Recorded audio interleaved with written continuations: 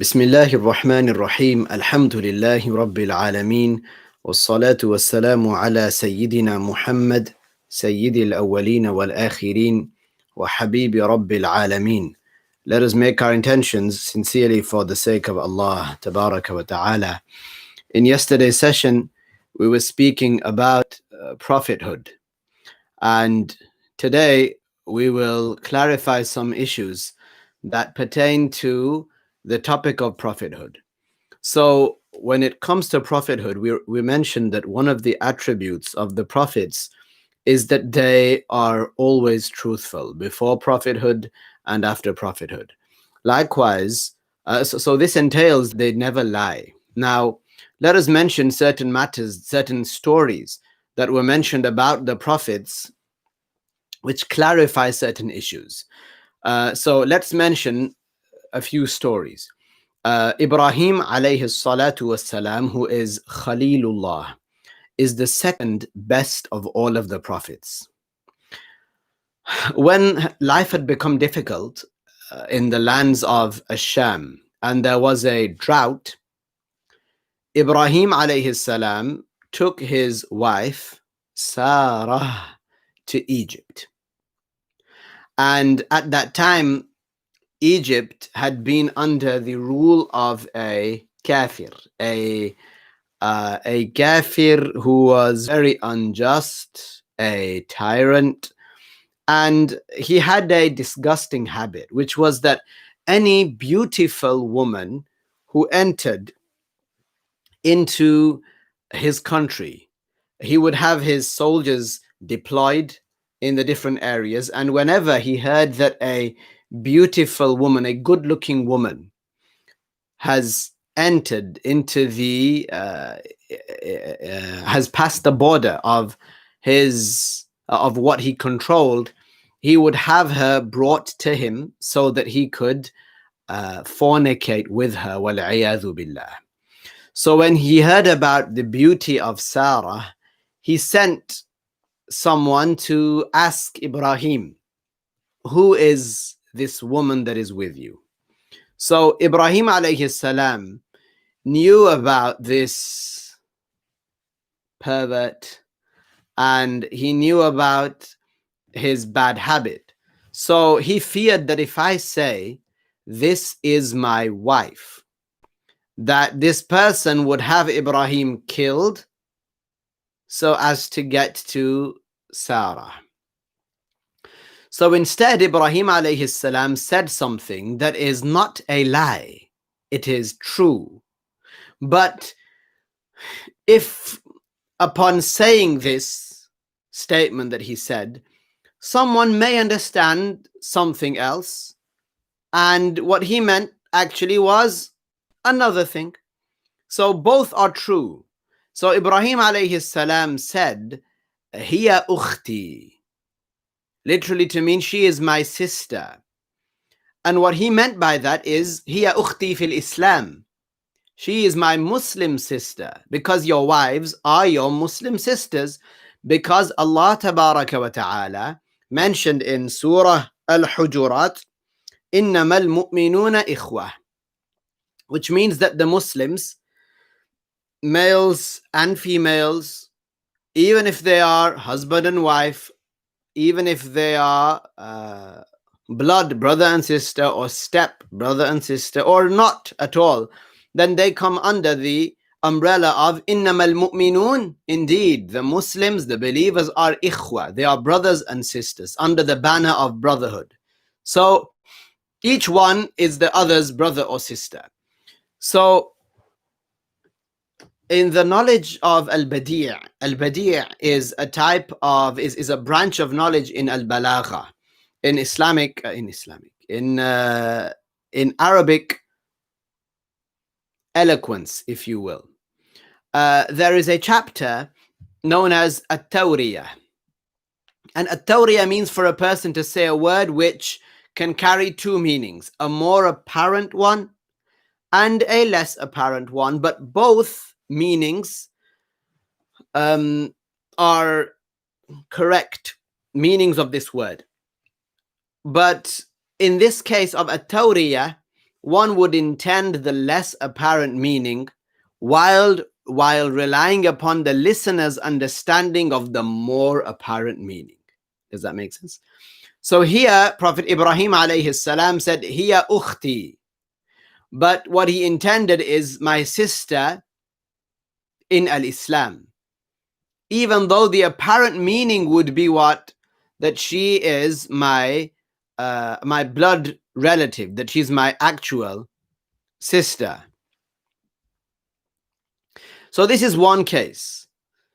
So it is not said here that Ibrahim lied. وَالْعِيَاذُ بِاللَّهِ مِنَ الْكُفُرِ. No, Ibrahim alayhi salam did not lie. Rather, this is called at-tawriyah.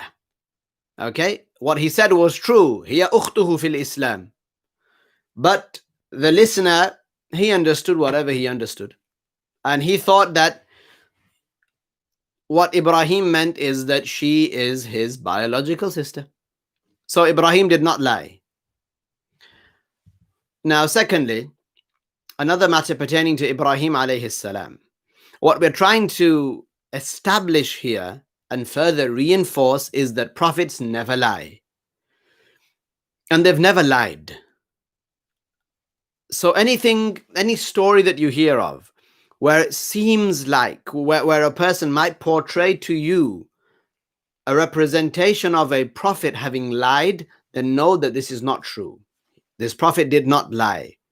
And ask for an explanation, okay? Because anybody who doubts, has a prophet lied or not, or is it possible for a prophet to lie or not, this person becomes a kafir.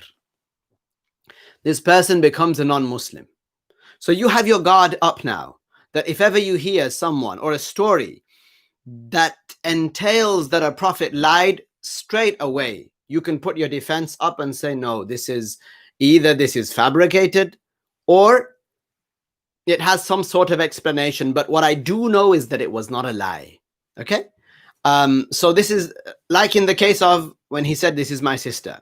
A second case, Prophet Ibrahim alayhi salam, he had admitted that, or rather the nation of Prophet Ibrahim alayhi salam, admitted that their idols do not hear them. Rather that they found their forefathers worshipping these idols and hence they worship them too. So Ibrahim alayhi salam made the firm intention to do something to show them that their idols do not deserve to be worshipped.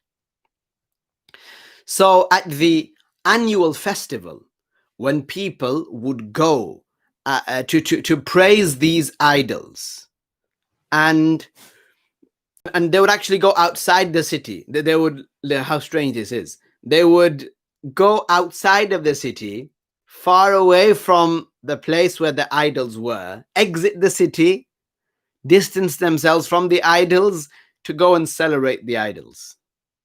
Madness. So they exited, they went to celebrate, and they invited Ibrahim alayhi salam.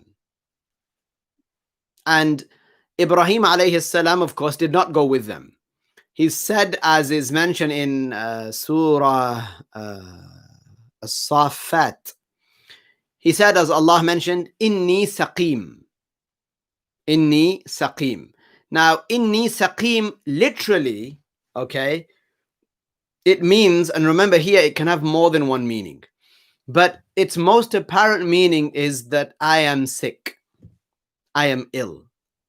So if you heard somebody in Arabic saying, Ana saqim, or Inni saqim, then you would understand from that, oh, he's ill, he's not well, he's poorly. All right?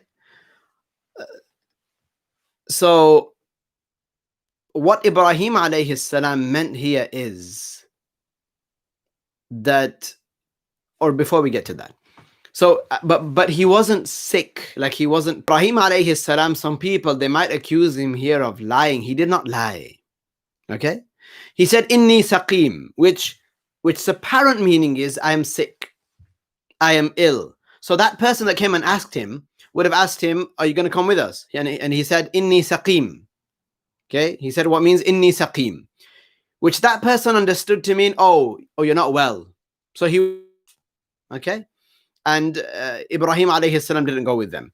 But the scholars means that because he was not actually poorly health-wise, they said what he meant was Inni saqim, meaning I am sick of your kufr. I am sick of your kufr. Like to say, for example, if someone, I am sick of your kufr.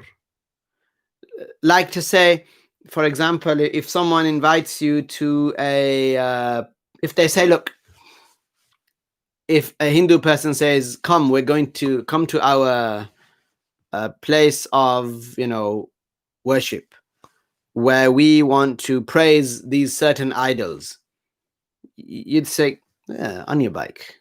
No way. No way. I am not going with you. What am I going to do there? Wal-'iyadhu billah. You shouldn't go. And likewise, I'm not going to go. I'm a Muslim.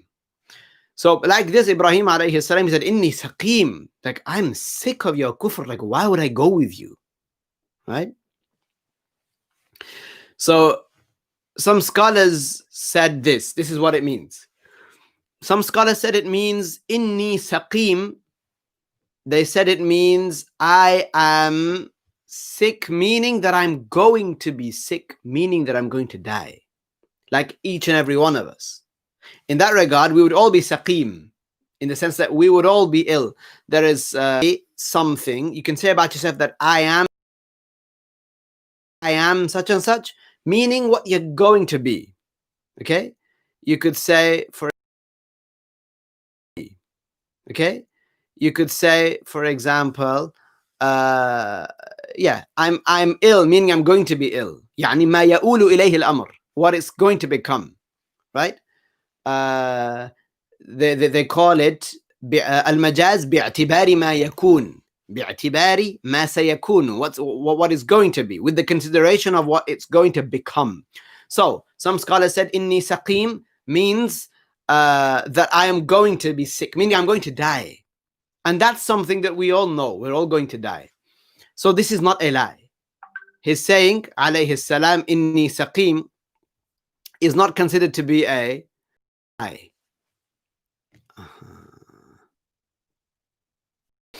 Okay, so this is the second matter. The third matter. And remember what we're doing here. We're mentioning stories and matters where some people might accuse wrongly. They might falsely accuse one of the prophets of Allah to have lied. But this is not the case. So, number 3. And this is also to do with Prophet Ibrahim alayhi salam. Prophet Ibrahim alayhi salam,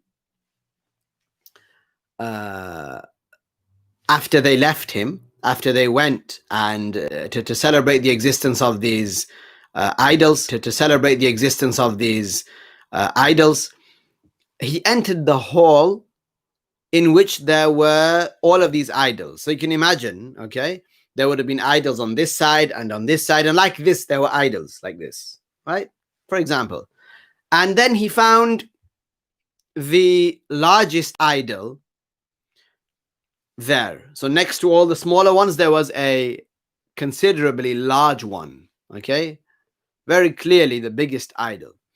He found that people had prepared food for the idols and they would put them in front of them as a sacrifice. So they would make food and put it in front of the idol. Okay? Allahu A'lam where it would go. Allahu A'lam, it might have stayed there. And then they were, wal-'iyadhu billah. You can imagine one of them saying after a few days, oh, maybe the idol doesn't want it. Oh, maybe he wants me to have it. Oh, okay. Wal-'iyadhu billah. So here, Ibrahim alayhi salam said to the idols, out of belittling them, what Allah mentioned in Surah As-Saffat, what he said, what means, don't you eat? Meaning what? Meaning you don't eat. How is it that you deserve to be worshipped? You don't deserve to be worshipped, right? And he said to them, what means, what is with you? Like, what's up with you? Why don't you speak? Meaning, you don't even speak. Okay? So,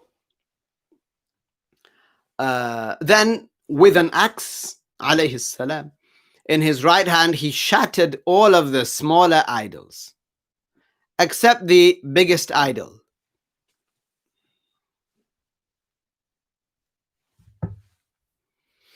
Except the largest idol. He did not break this one. And then he waited for the people to return. What he had also done was he took this axe and he hung it around the neck of the biggest one. So all of them, you can imagine, smashed and shattered into smithereens. So there are pieces everywhere in this hallway of idols.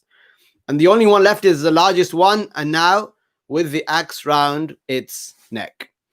So when the people returned from their festival, they found that the idols have been smashed. And the news of that reached the evil king of the time, Numrud or Nimrod. Nimrod. Subhanallah. I remember there was an occasion where I mentioned this story a few times to some children. And one of the children, may Allah protect him, he was maybe 11 years old, 12 years old. I told him the story about Nimrud and Nimrod and so on. I told him the story, then about 3 weeks later, I asked them, do you remember the name of that king? So one of them, you might say very, very innocently and honestly, genuinely said a swear word, right? That sounds a bit like Nimrod. And he said it. And then he said, oh, wait a second. No. That's because it sounds exactly like it. And you could feel his hate for Nimrud. So he said this swear word, but he thought that was his actual name because it sounds a little bit like it. And I'll leave it to the imagination. But anyway, so it reached Nimrud. It reached Nimrod. That this is what has happened with the idols. And then, so they called the people to look for witnesses. Are there any witnesses? And then finally they found a person that said that there was a fata, a young man, يقال له Ibrahim, who is known as Ibrahim. He said that I heard him mentioning our idols in a bad way, mentioning them negatively. So they summoned Ibrahim alayhi salam. And in actual fact, the large gathering was exactly what Ibrahim alayhi salam wanted. So when everyone gathered, including Ibrahim alayhi salam and Nimrod, Nimrud asked him if he was the one who did this to their idols. To which Ibrahim alayhi salam said, now he didn't say no. So he didn't say, I didn't do it. He said, بَلْ فَعَلَهُ كَبِيرُهُمْ هَذَا. He said, بَلْ فَعَلَهُ كَبِيرُهُمْ هَذَا, which literally means rather. It doesn't mean no, I didn't do it. He said, rather, بَلْ فَعَلَهُ كَبِيرُهُمْ هَذَا, which would literally mean, now this is the point of focus, which would literally mean, rather, the large one did it. Right? So, ask them, these idols, فَاسْأَلُوهُمْ إِنْ كَانُوا يَنْطِقُونَ. So ask them if they are amongst those that speak and utter. So let's look at that. He said, بَلْ فَعَلَهُ كَبِيرُهُمْ هَذَا. Rather, the big one did it. Now, some people might accuse Ibrahim alayhi salam here of having lied, but this is not a lie. This is a very eloquent way and a very obvious way of showing the people that these idols do not deserve to be worshipped. I'll give you an example of that, okay? But first, so this was a proof for Ibrahim alayhi salam that these idols cannot speak, okay? They cannot benefit or harm. So worshipping them is invalid. Allah Tabaraka wa Ta'ala has an eternal kalam, okay, that does not have a beginning, does not have an end. It's neither a language, letter, nor sound. You cannot imagine it. By his kalam, Allah tabaraka wa ta'ala orders the creation to do things and forbids the creation from doing things. This is the kalam of Allah. Okay? As for these idols, they don't even speak, right? Likewise, they don't benefit and harm. They don't create. They can't create things that would benefit or things that would harm. So it's invalid to worship them. Okay. Now, this isn't lying. Rather, it is underlying truth, because it is this biggest idol that drove Ibrahim alayhi salam to break all of the other smaller ones. It is because of the great amount that the people would glorify this largest idol by decorating it. Because of this, that Ibrahim alayhi salam broke all of the smaller ones. So attributing the action of smashing all of the smaller idols to this large idol is a metaphorical, a figurative attribution. And so it's not considered lying. I'll give you an example. Let's say you're carrying a tray. Okay, you're carrying a tray in your hands, and someone's talking to you. You're carrying a tray. It's got cups in it of tea, okay, and you've got some biscuits on the side, and you're holding it, and you're nervous, and someone's trying to talk to you. They're trying to show you something on their phone. Oh, look at this, look at this, and they're on this side. So you're like, okay, I'll be patient, and they keep trying to show you, and suddenly what happens? You fall over. So what does this person say to you? What does this person say to the one with the phone? Look what you did. What are you doing? It's your fault. Look what you did. But in actual fact, this person didn't drop the cups. Who dropped the cups? The one holding the tray. But it is because of this person's actions, because of what this person was doing, trying to show him the phone, that this person dropped the tray. This person drove this person to drop the tray. So would you say, when this person who was holding the tray said to the other, look what you did, would you say he's lying? You'd say no. It's because of what he was doing, that this person dropped the tray. So attributing the dropping of the tray to this person with the phone is not considered lying. It is a very eloquent way of getting something across. Do you see? It's figurative speech. Like that, Ibrahim alayhi salam said, بَلْ فَعَلَهُ كَبِيرُهُمْ هَذَا فَاسْأَلُوهُمْ إِن كَانُوا يَنْطِقُونَ. Why don't you ask them? So firstly, he's saying that it is my hate for all of these smaller ones it is my hate for this big one that made me shatter all of the smaller ones. And if you think that I am the one that shattered the smaller ones, which it is him, if you think it is me, then why don't you just ask all of these other smaller idols who shattered them, these that you worship, these that you take as so-called gods, why don't you just ask them? Which means they knew that Ibrahim alayhi salam, and he wanted them to know, in one sense, that yes, he is the one that shattered the idols, but they, because a lot of them were very stubborn, they're not going to admit it, even though they know it was him. They're not going to admit it because that would mean admitting that their idols do not deserve to be worshipped. So Ibrahim alayhi salam, Rasulullah, Khalilullah, the best of the prophets, after Prophet Muhammad alayhi salatu wasalam, very honorable and perfect in his speech. He does not lie. His tongue does not slip. Very eloquent. He knows what he's doing. Please, he was sent by Allah tabaraka wa ta'ala.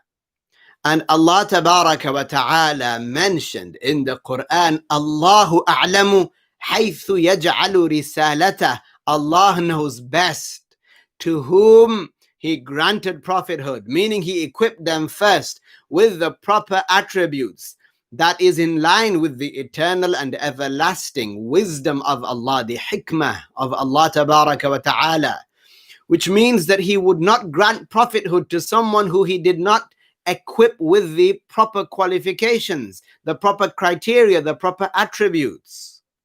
So, Ibrahim alayhi salatu wassalam, Khalilullah, he did not lie. Khalilullah means, it doesn't mean friend of Allah, because we don't use that term. Allah tabaraka wa ta'ala kana wa lam yakun shay'un ghayruh. Allah existed and nothing else existed. The idea of brotherhood and sisterhood and motherhood, fatherhood, parenthood, the idea of friendship didn't exist. Allah created it. So it's not valid to say that such and such is a friend of Allah. How would that be? Like, no, just no. Okay? So we don't translate Khalil as Khalilullah as friend of Allah, or Wali Allah as friend of Allah. No, Khalilullah means the one who reached Maqam al-Khullah. Maqam al-Khullah. Maqam al-Khullah is a station, is an office, is a post, is a rank, is a maqam. Okay? It's a prestigious and a lofty maqam that only two people have reached. Two people in the entire history of humankind, only two people have ever reached this maqam. Prophet Muhammad alayhi salatu wasalam, so he is Khalilullah, and Prophet Ibrahim alayhi salam, and he is Khalilullah. Which means that they went to the absolute limit, if you will, of detaching themselves from the world to worship Allah tabaraka wa ta'ala. They went to the absolute limit, the most you can go in cutting themselves off so that they could worship Allah tabaraka wa ta'ala.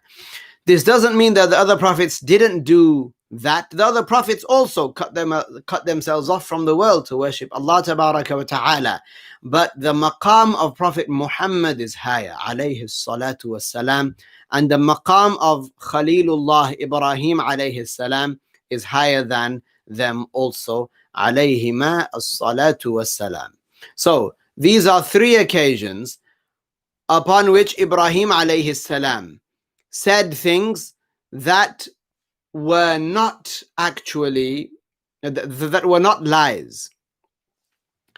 Some narrated a hadith that I will mention, but some of the scholars, they said that this hadith, it is amongst the ahad hadith, which means that we don't rely upon it in the matters of belief.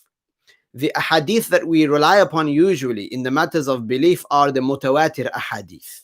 And likewise, there are some other ahadith in terms of how strong they are. But there is a hadith that we don't rely upon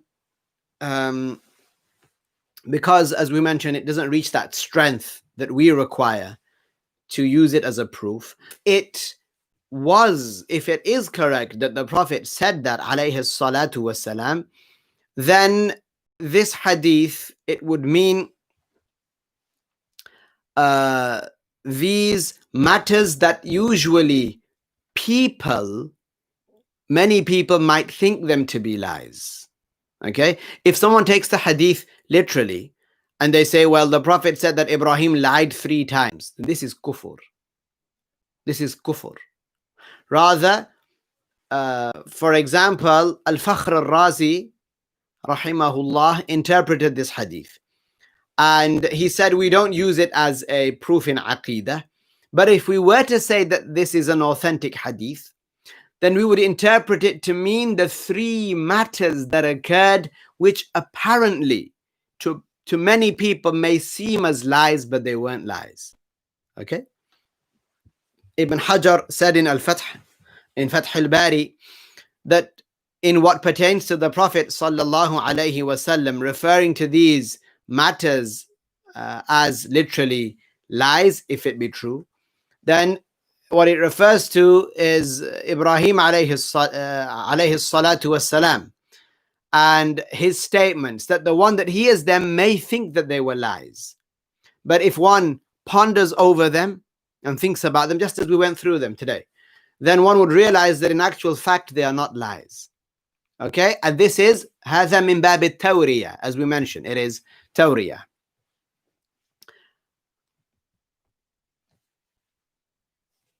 Okay,